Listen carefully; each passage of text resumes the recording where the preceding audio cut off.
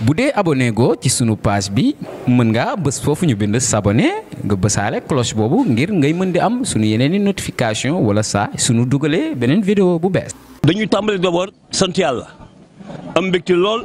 si li nga xam ne tey Sénégal nekk na si loxo yu bees loxo yooyu di président Diomaye Faye ñu koy nuyu di ko ziar di ko sargal di ko wax ne dal ak jàmm mais am mbégte aussi si nga xam ni mooy Seydina Ousmane Sonko. premier ministre ak gouvernement am mbégte di leen dalal ñuy wax ni gis nañu déjà benn firnde ndax bi ministre ba pêche amee ba léegi ñoo ngi soog a am ministre boo xam ni dañ ko tànn si ñi jàngi woon pêche am xamu pêche liggéey ministère de la pêche ñu fal ko mu nekk ministre de la pêche c'est la première fois mi ngi soog a am loolu signe la yaakaar la jur si ñun mais gis nañu aussi si document bi nga xam ne mooy projet bi le projet dont on parle projet boobu nga xam ne tey moo nekk le document de gouvernance du PASTEF mais document boobu dañ ci bind noir sur blanc wax ni ñoom ñi daañu doxaw si géej gi ba nga xam ni li ko tàmbalee si tefes gi ba 12 miles benn maanaam 19 près de 20 kilomètres benn saxaar doot fi napp gaalu looco kese moo fi napp benn saxaar doot fi napp gaalu looco kese moo fi napp loolu suñ ko defee suñu problème yi suñu jafe-jafe yi su doon téeméer juróom fukki dana teggeeku nga teg si nii ñoom ñu wax ni accord yi nga xam ni Macky Sall moo ko signé woon ak Union européenne 2014 ba léegi 45 ñeent fukki bateau ak juróom di napp suñu géej di napp thon di napp merlu di napp lu nekk bateau yooyu suñu leen fi jëlee daañu réglé lu mat 20% suñuy jafe-jafe ndax tubaab yi nag war ñu gën a bëgg seen bopp ñun ñu fa thon ni nañ ko jox tubaab yi fa merlu ni nañ ko jox tubaab yi ñun nañu lekk yaabooy lu tax ñu nangu ñun ñooy nitu yaabooy lu tax ñu koy nangu beneen bi suñu géej dañu bëgg ñu surveiller ko te ñoom bind nañu ni daañu surveiller géej gi te firnde bi mooy lan soo demee Mauritanie da ngay gis ay garde-côte nga dem Guinée-Bissau nga fekk ay garde-côte Sénégal rek moo amul garde-côte Sénégal inspecteurs yi ñu formé yëpp si ay bureau la ñuy nekk dañoo bëgg ñu defar un corps des garde-côtes ñu génn bureau yi dem si terrain bi ndax dañ leen soxla ay borom xam-xam lañu dañu jàng ba pare nekk ay agents assermentés ñooñu si géej gi lañu war nekk mais war ñu nekk si ay bureau soo jógee foofu ñu wax ni ndar yi mën a wax si ndar te waxuloo bël bi nga xam ni 2003 ba léegi rey na juróom benn téeméer si suñuy doom bari na xale yoo xam ni dem nañu étranger dem nañu Espagne bël bi rek tax ñu dem te bël bi du ngeen gis benn mool la ko tàmbalee ndar ba Cap Skirring du ngeen gis benn mool bu dul moolu ndar bu ñëwee dugg si bël bi kon ngeen xam ni bël bi jafe-jafe te dañ ko war a defar mu def suñu digganteeg Mauritanie gaz bi mu feeñee ak léegi teg nañ fi plateforme bi yàqulul benn moolu Mauritanie moolu ndar rek la yàqal loolu nag il faut diggante ñaar réew mi mu am waxtaan boo xam ni dana tax ñun ñu am Mauritanie am lu mu ñu may mu nekk zone tampon ñu mën dugg di napp foofu ndax gaz bi ñun ñoo ko bokk ñun ak Mauritanie ñoo bokk gaz bi tey dañu gis ni am na lu fi xewoon garde-côte Mauritanie di fa pétrole di dóor ay mool ñuy dee di fi Aly Ngouille Ndiaye ñëwee waxoon naa ak ñoom ki ñu fi mujjoon rek ba fay dakkoon na mais mi ngi tàmbaliwaat te liy raam si ñag bi la jëm barki dem fetal nañu ay mool jàpp nañu ay mool mënate leen simmi leen def leen yaramu ni nangu seen si GPS nangu seen bâche dañu bëgg ñaari gouvernement yi waxtaan suñu diggante ak Mauritanie jàmm rek fi waram. Comme vous le savez, les doléances d'aujourd'hui se sont résumées ont été sériées en deux phases. La première, c'est des revendications à caractère normatif, des doléances qui sont tirées du droit et que nous estimons légitimes. Des doléances aussi à caractère social. Maintenant, je profite de l'occasion d'abord pour rendre hommage à tous les travailleurs du Sénégal et de ce monde en particulier. Comme vous le savez, c'est là, depuis 2 ans, nous n'avons pas respecté ce rituel qui est de déposer les cahiers de doléances parce que nous avons constaté que les doléances sont toujours rangées dans les tiroirs, alors que le monde du travail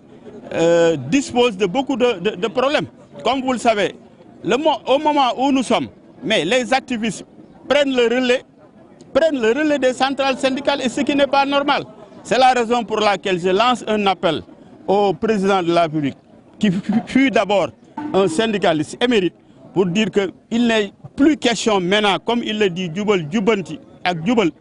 comme il le dit, d'étudier d'étudier à temps les cahiers de doléances et de satisfaire les doléances des travailleurs. Parce que les travailleurs sont très fatigués. Si vous allez dans le monde, si vous allez par exemple dans le secteur agricole, vous avez vu que la convention agricole date de 1957. C'était depuis l'époque coloniale et que cette convention doit être réactualisée par rapport à la vie d'aujourd'hui. Malheureusement, tel n'a pas été le cas. Et que beaucoup de secteurs bougent. Vous allez aussi au secteur vous avez aussi aux collectivités locales. Vous avez remarqué aussi cette discrimination. Comment se fait-il que des augmentations qui ont été payées depuis 2022 et que les travailleurs des collectivités locales n'en bénéficient pas? Ça, je peux dire que c'est de l'esclavage.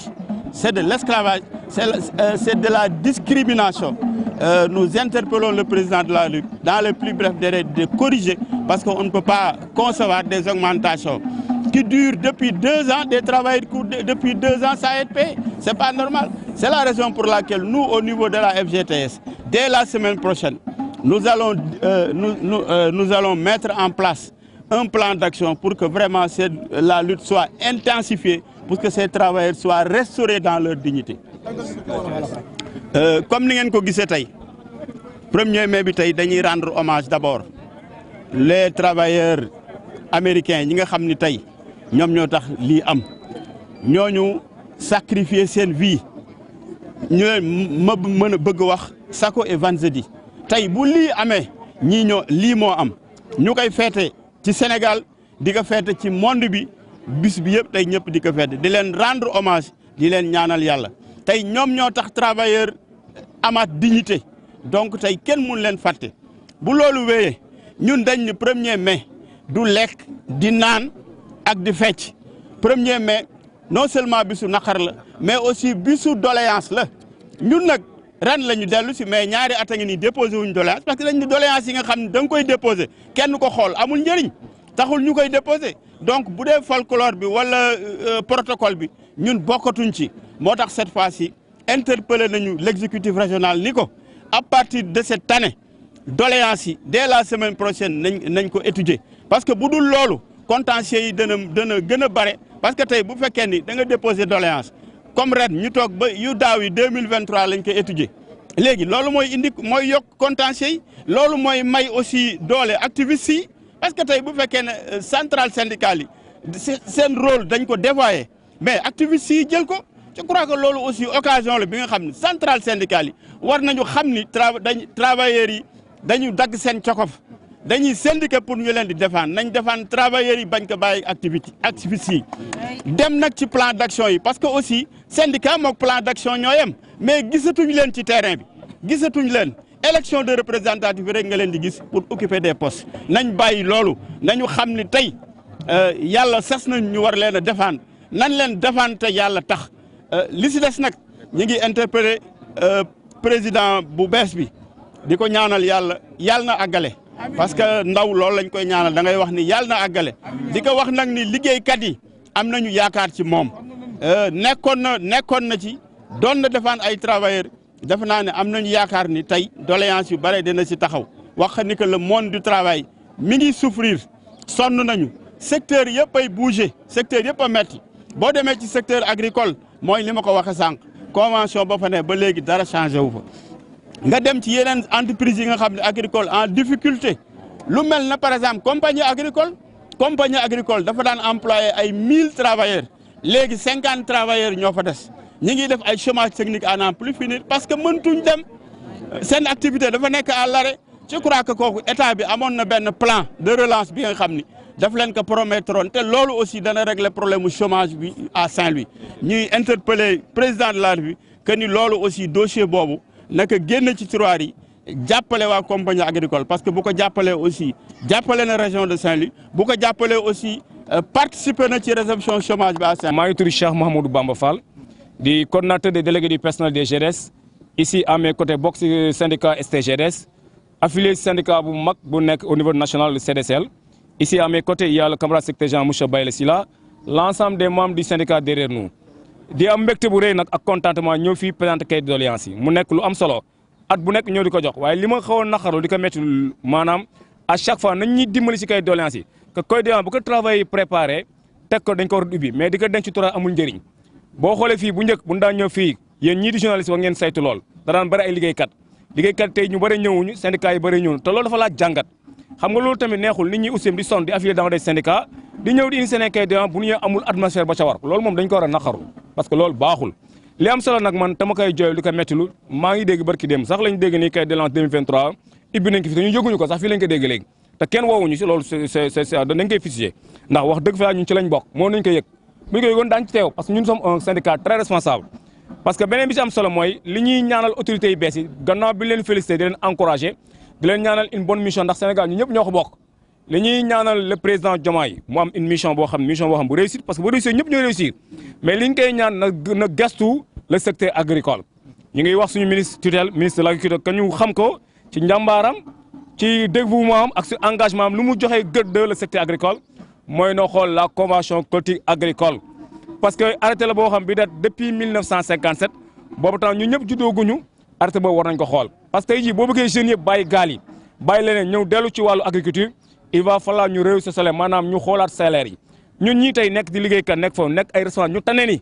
ci wàllu salarial ñu nekk suñu gannaaw bu seen salaire baaxul war nañ ko joytu temps bi nag travailleurs ñoo nu fal jiital ñu te lañ ñu fal jiital ñu dañoo war di xeex seen ak ak seen yelleef mooy le secteur agricole bu ñu bëggee mu développé ndax bu ñu bëggee dellu ci terre bi liggéey mooy nañu xoolaat la convention collective agricole parce que fii Sénégal salaire moins de 100 000 francs dafi war a jeex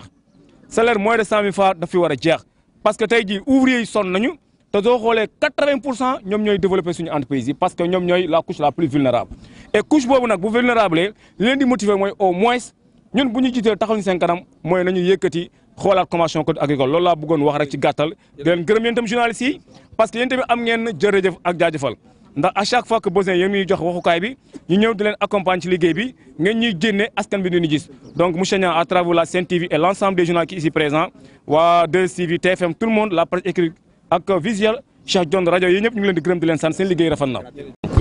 Nous sommes ici au niveau de la gouvernance représentant le gouverneur de la région empêché donc pour recevoir les cahiers de doléances des centrales syndicales de la région de Saint-Louis en compagnie bien sûr de l'inspection du travail, ici présent l'inspecteur et le contrôle du travail, donc pour recevoir les cahiers de doléances. Donc nous voulons juste peut-être les féliciter, les centrales syndicales, de l'excellent travail qu'ils ont abattu durant ces dernières années, mais aussi leur souhaiter à tout chacun une bonne fête de travail. Donc nous leur remercions du déplacement, mais nous leur aussi garantissons que nous allons faire de notre possible vraiment pour étudier toutes ces doléances-là. Et juste peut-être dire que tout ce qui peut-être relève de notre prérogative, hein, nous allons les étudier et vraiment les résoudre, hein, en collaboration avec tous les services concernés. Mais aussi tout ce qui relève du niveau national, nous allons aussi les transmettre à celui de droit, acquis de droit, c'est-à-dire nos autorités supérieures. Donc ça, je voulais vous rassurer par rapport à ça. Et aussi vous féliciter encore une fois de plus, hein, pour l'excellent travail que vous avez abattu au sein de vos centrales. Est-ce qu'il y a un aspect particulier qui a retenu votre attention dans l'ensemble des doléances? Bon, les doléances pratiquement tournent autour voilà, donc des préoccupations tournent autour de la sollicitation auprès de leurs employeurs, c'est-à-dire voilà, le bien-être, hein, la prise en charge sociale, hein, la santé des travailleurs et tout ça. Donc ce sont des points auxquels nous allons peut-être examiner après, discuter avec les concernés pour pouvoir trouver une solution. Et tout ce qui peut-être ne relève pas de notre niveau peut-être sera transmis auprès de nos supérieurs. Voilà. Préfet, tey dalal liggéeykat yi ndax seen bilan syndical bi 1er mai ngay recevoir seen kay lan lañ mën a jàpp ci li ngeen waxtaan.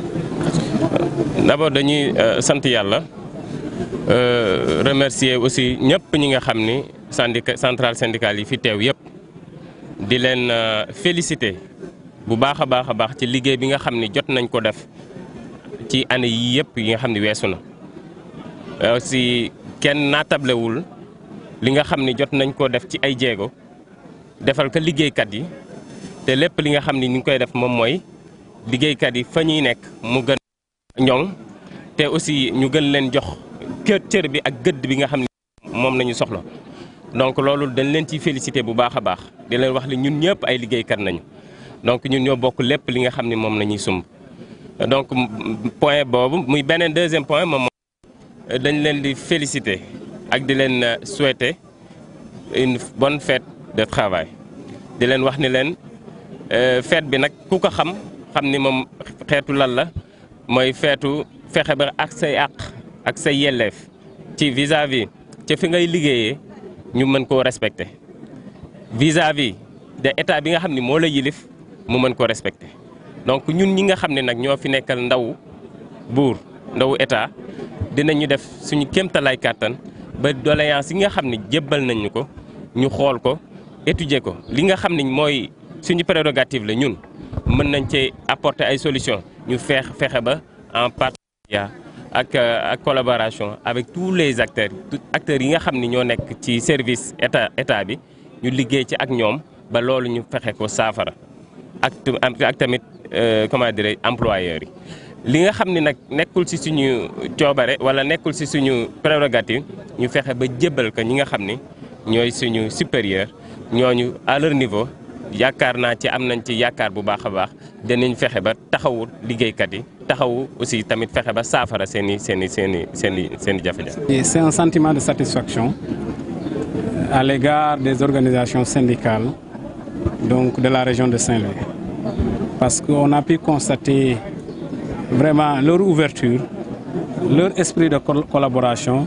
dans l'intérêt et la satisfaction des revendications des salariés. Et je pense que cette journée d'aujourd'hui est une journée si importante, d'autant plus que c'est une journée qui commémore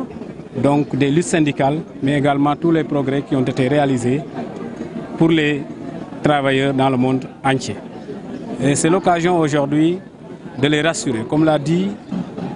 le représentant du gouverneur de la région. Qu'aujourd'hui, c'est l'occasion de le rassurer qu'on a reçu, donc en collaboration avec l'autorité administrative, tous les cahiers de doléances des organisations syndicales qui se sont présentés à ce jour au niveau de la gouvernance. Mais nous leur disons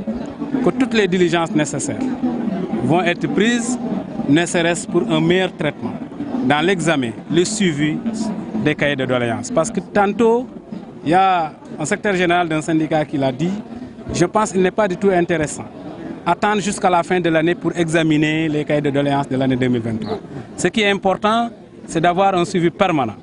un calendrier permanent qui nous permettra avec l'ensemble des acteurs de s'asseoir et de voir ensemble quelles sont les solutions idoines par rapport à ces doléances-là. ak ay lan mooy sa message par rapport ak bés bi. man Adama Diouf laa tudd man maay chef de service inspection régionale du travail de la sécurité sociale de Saint-Louis. et solo bés bi yaakaar naa ne képp ku fi taxaw rek am na solo ci yow parce que gouverneur wax na ko sànq le représentant du gouverneur kon ñun ñëpp ay liggéeykat lañ kon journée bi tey muy journée internationale du travail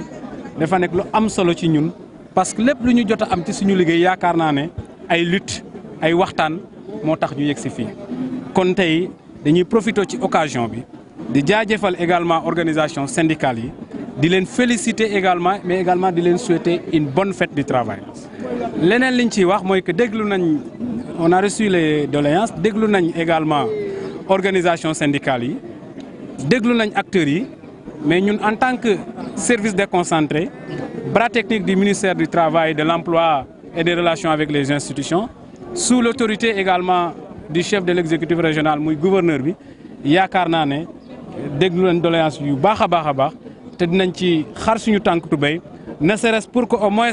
ñu xoolaat approche bi nga xamante ne moom lañ fi tegoon wala moom lañ fi constaté pour traiter, examiner mais également suivre les cahiers de doléances. Et yaakaar naa ne loolu collaboration ñëpp la demandé. muy patronat bi muy organisation syndicale yi mais également muy les services techniques concernés que war nañ mën a toog avoir un plan boo xamante ne un plan annuel de travail ne serait-ce également pour suivre ces doléances-là mais également bu ñu engagé woo que ces engagements-là ñu mën ko respecter ñu mën ko mettre en application yaakaar naa ne loolu moo ci am solo je pense que c'est pas intéressant à chaque année comme ils l'ont dit ñuy jël doléances yi rek ranger dans les tiroirs je pense que mën nañ gën a am approche pour que vraiment doléances yooyu mu am satisfaction wala au moins nit ñi xam ne am na taxawaay am na jéego yi nga xamante ne teg nañ ko ci. bu dee abonné go ci sunu page bi mën ngaa bës foofu ñu bind s'abonner nga bësaale cloche boobu ngir ngay mën di am sunu yeneen i notification wala saa sunu dugalee beneen vidéo bu bees.